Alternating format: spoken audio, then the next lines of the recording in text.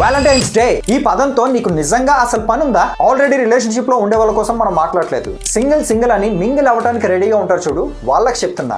First thing, మనకు కూడా మనల్ని అర్థం చేసుకునే పార్ట్నర్ ఉండాలనుకోవడంలో తప్పు లేదు. కానీ మిస్టేక్స్ ఎక్కడ చేస్తున్నాం అంటే కెరీర్ పైన ఫోకస్ చేయకుంటే గర్ల్స్ వన్ కథలో అస్సలు తిరగొద్దు. ఇది అబ్బాయిలకు మాత్రమే కాదు, ఈ వీడియో చూస్తున్న అమ్మాయి అని గుర్తుపెట్టుకో. నీ పని నువ్వు చూసుకో, ఒక స్టెప్ ఎక్కుతూ ఇలాంటివన్నీ చూసుకో, అప్పుడప్పుడు తప్పులేదు. ఇప్పుడు నీ చెప్పినది మాత్రాన నువ్వు పూర్తిగా ఆగిపోవు. నీ పని నువ్వు చేసుకోకుండా కంప్లీట్ గా ఎందులోనే ఉండిపోయావో నీకు రూపాయి ఉండదు. ఏదేమైనప్పటికీ కూడా నువ్వు చేయాల్సిన పని కంప్లీట్ చేసుకొని ఇలాంటివి ఆఖర్లో చూసుకో. సెకండ్ ది, నీకు ఫిజికల్ నీడ్స్ కోసం మాత్రమే పార్ట్నర్ కావాలంటే లవ్ అనే పేరుతో అస్సలు టచ్ చేయకు. లవ్ ని అడ్డం పెట్టుకుని అలా చేయడం చాలా తప్పు. నీకు కావాల్సింది స్ట్రైట్ గా చెప్పు, నచ్చితే యాక్సెప్ట్ చేస్తారు లేదా రిజెక్ట్ చేస్తారు. ఈ విషయంలో మాత్రం అస్సలు రాంగ్ స్టెప్ అయ్యకు. థర్డ్ ది, నువ్వు ఇప్పుడు సింగిలే, రిలేషన్షిప్ లోకి వెళ్దాం అనుకుంటున్నావు. బట్ నువ్వు ఇక్కడ థింక్ చేయాల్సింది ఏంటో తెలుసా? ఫైనాన్షియల్ గా వెల్ సెటిల్ గా లేనప్పుడు ఒక అమ్మాయికి హోప్ ఇచ్చి తన లైఫ్ ని స్పాయిల్ చేయకు. నువ్వు కాకపోతే వాళ్ళ ఇంట్లో మంచోడికి చేసుకుంటారేమో, అది నీకు అనవసరం. అంతేగాని ఇన్కమ్ లేకుండా హోప్స్ వద్దు. ఇలా ఎందుకు చెప్తున్నానంటే లవ్ చేయడం అనేది ఒక బాధ్యత. ఎలా పడితే అలా చేయడం కరెక్ట్ కాదు. నీకు చెప్పలేనంత లవ్ ఉండొచ్చు, కానీ కాస్త అయినా డబ్బులు కావాలి బ్రతకడానికి. నీకే ఇక్కడ దిక్కులేదంటే వచ్చే అమ్మాయిని ఏం పెట్టి పోషిస్తావు? ఎంత చెప్తున్నా నేనైనా సరే వెల్ సెటిల్డ్ కాదు. ఇప్పటికీ కూడా నా దగ్గర ఒక కెమెరా లేదు, లైట్ లేదు, ల్యాప్టాప్ కూడా లేదు. బట్ అయినప్పటికీ కూడా నా పని నేను చేసుకోవాలని పట్టుదలతో నా దగ్గర ఉన్న మొబైల్ తోని వీడియో చేస్తున్నా. ఈవెన్ నేనైనా బయటకు వెళ్తే గర్ల్ తో తిరుగుతా, బట్ ఫస్ట్ ప్రయారిటీ నా పని నేను చేసుకుని వెళ్తా.